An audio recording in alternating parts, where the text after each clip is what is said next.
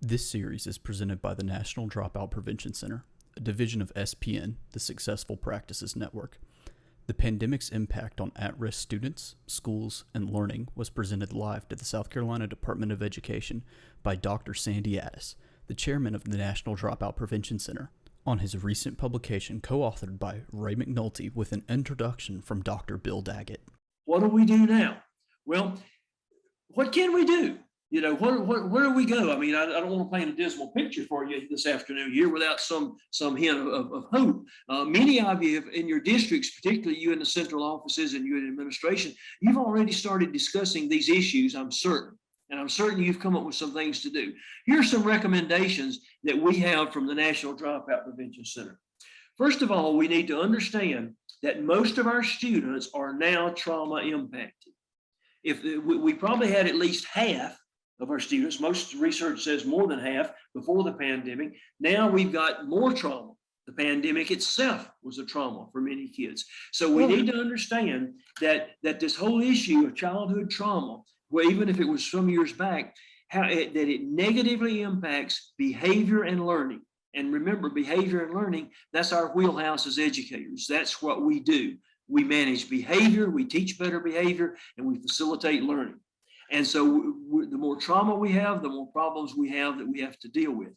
We need to help all of our staff members understand the impact of the pandemic on students. We're going to have to be empathetic with students. We're going to have to be graceful and give them some grace and maybe a little amnesty here and there, not give away grades, but we're going to have to help our staff members, even the bus drivers and the cafeteria workers, understand that some of these kids are going to come back different kids. They're going to require more understanding.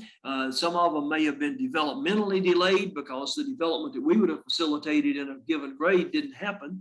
And so social behaviors such as that, social emotional skills. So we need to help all of our staff members understand when you turn the lights back on, August the 12th or August the 18th or whatever date it starts, it's not the same. These are not the same kids. We need to help our staff members understand that things have happened and are different. We need to inform decision makers of the pandemic's impact on schools. We need to let our school boards, we need to let our administrators, we need to let our community leaders and our legislators understand that this is a big, complex issue. Some people have likened it to the resumption of public school in Europe at the end of World War II. Think about that for a minute. What were those kids experiencing? If they were in a war zone in Europe during World War II? They may have tried to go to school, they may not, they may have been able to, they may not, they may have been homeschooled, they may not. And now we say, okay, kids, we have peace, let's come back to school. And some people have said this could be actually almost that significant in our situation. So we need to let other people know, we need to let everybody know. We're grappling with this, but this is a big challenge and it's not a short-term challenge. I say it's not a short-term challenge because first and second and third graders were impacted. Their behavior is going to be impacted. Their learning capacity and achievement is going to be impacted. And then they move up through the system and it's going to show up in different ways. So it's a 12-year issue, not a 1-year issue. Also, we need to assess the need to re-enroll and re-engage lost students. One of the first things that we recommend that schools do is let's determine who have we got? Who did we lose? Who can we get back? And not only how do we get them back in school, but how do we re-engage them? How do we put them back on track? Not just so much academically, but behaviorally and emotionally. How do we help them understand that we're going to take you back wherever you were and we're going to get you through this? We all had a bad experience, and now we are going to work together to get to the end goal, graduation. And so we need to look at that. Schools need to assess what happened to our students in our particular building, whether it's 300 or 1,000. What occurred with our kids? Who have we lost? How disengaged are they? And what do we need to do different early on when they come back in the next few weeks, hopefully? And We need to evaluate the impact of the pandemic closure on measures of student success. One of the things that we're going to see probably, and a lot of states have even suspended, we've suspended some of the standardized testing, some of the assessments. We've just sort of had to suspend some of the rules, if you will. And we're going to start implementing and putting those back. And we need to think in these terms. How are our measures of success for our school going to be different? Do we need to consider measuring our success at XYZ Elementary or Jones Middle School? Do we need to consider changing the measures of success to consider the fact that we've got a different situation on our hands? If 3 years from now, states start to reimpose accountability measures, the same ones they had before the pandemic, it's not going to look good.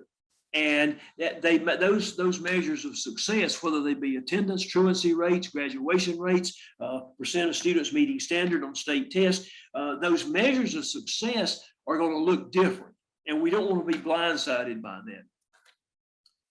Another thing we believe it's very important for each school and each district to do in South Carolina is to assess the capacity of existing student services to meet post-pandemic needs.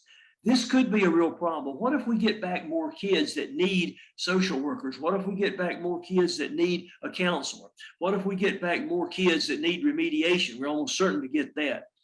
What if we get a flood of kids of referrals for special education? What if we have more kids that aren't able to make it in the regular setting when they come back and have to go to the alternative school? One of the things we're predicting in South Carolina and all over the country is that alternative schools are going to become, in the next 5 to 10 years, are going to become much more critical to the success of school districts.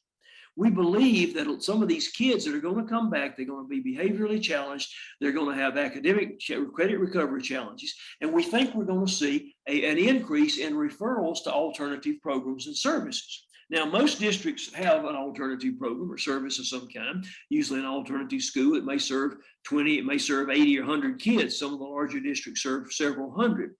But what about this? Can those alternative programs withstand a doubling of the student enrollment? And are those alternative schools graduating kids? We know around the country, there are about 10,000 alternative schools and programs in the country. And we estimate, we work with a lot of them directly, that about half of them are pretty good at graduating students. And about half of them are dropout factories. What if your district's alternative school is a dropout factory and you double its enrollment? What's that going to do to your district graduation rate? We need to look at our alternative programs, our other services, because they're going to be stretched to the limit as to the number of students they can serve. And lastly, we recommend that districts and schools develop specific plans for short and long-term pandemic recovery. Each school needs to look at this situation, assess what's happened to their students, assess what's happened to their faculty, assess their services as they currently exist, and develop specific plans for this year and next year and next year and next year to get beyond the pandemic. And we need to periodically look at our kids and see if we're in fact making the progress with them we need to do. Because this is not going to, it's not just as simple as saying, well, okay, we got little stickers on the floor to social distance, we've got plastic shields, we've got hand sanitizer, we offer them a mask if they and their parents decide to wear them, and we're vaccinating our staff, and so let's start back. It's not that simple. That's not the plan for long-term pandemic recovery.